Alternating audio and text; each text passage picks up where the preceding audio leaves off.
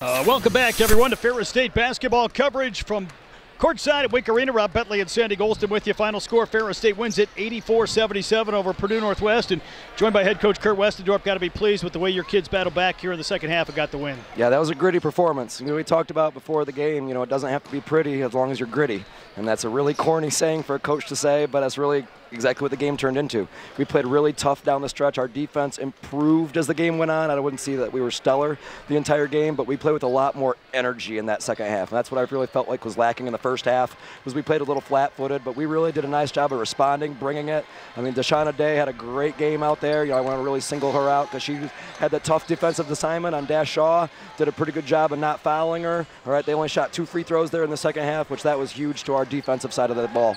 Obviously, in the first half, Mallory had a great first half, 18 points, 10 assists, 6 rebounds, near triple-double performance. But then in the second half, Chloe, after battling foul trouble, really came alive in the second half with 21 points in the second half. Yeah, Mal really came out ready to go. So the way they were defending early in the game, they were kind of giving us a couple things that would kind of advantage her, and she did a nice job of taking advantage of those things.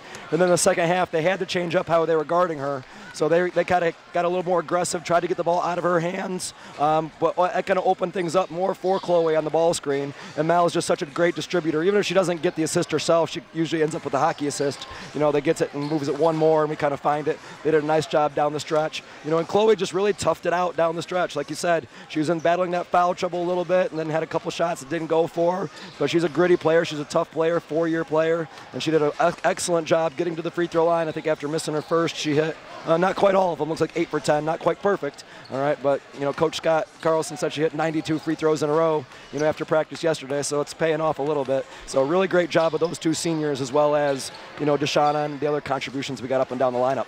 Obviously, Purdue Northwest record may not show it, but a talented team with some experience and obviously some nice pieces on the floor. Yeah, I think anyone who's in the gym here today, you watch them, and that's not a 5-11 team. That's a team that's lost, like this one, a lot of close games. So I think they're a team that's kind of finding their way to win. I think they're going to be a dangerous team that second half. If they can start to learn how to win some of these close ones and some of these tight games, they play with a ton of momentum and a ton of energy.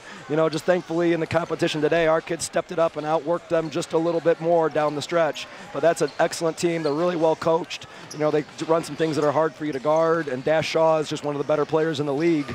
Luckily, Deshauna Day had a great matchup, and she really took that to heart. And we probably played her more minutes than we ever had in that second half, but she needed to do it, and she stepped up and got it done. How important was it going down that stretch, final 5 minutes or so, having some of that experience, McCartney and Idoni, who have kind of been through this before for you? Well, it's really great because you don't have to burn a timeout every time down the court to get the shot you want. You can kind of talk them through it on the fly, and you just have that level of trust that, okay, we know we're going to get something good, and if that play's not there initially, they're not going to force up a really terrible shot. They'll do a nice job of swinging it. We'll try to find that next person. We found Mia Riley at a crucial situation. She was able to get to the basket. We did a really good job of keeping our composure and taking really good care of the basketball down the stretch. I think pretty much every possession we got a quality shot, those last 5 minutes of the game. Obviously got a big win here tonight. I know right back to work here as you get ready to take on a good Parkside team coming up on Saturday. Yeah, it's a quick turnaround and a contrasting style. They play quite a bit differently than Purdue does. They got 5 people that can roam the floor on the offensive end. They got the player of the year, Alyssa Nelson, who can really score it from any level. They're, again, another team that's really well coached, and they're going to put you in some really tough positions defensively.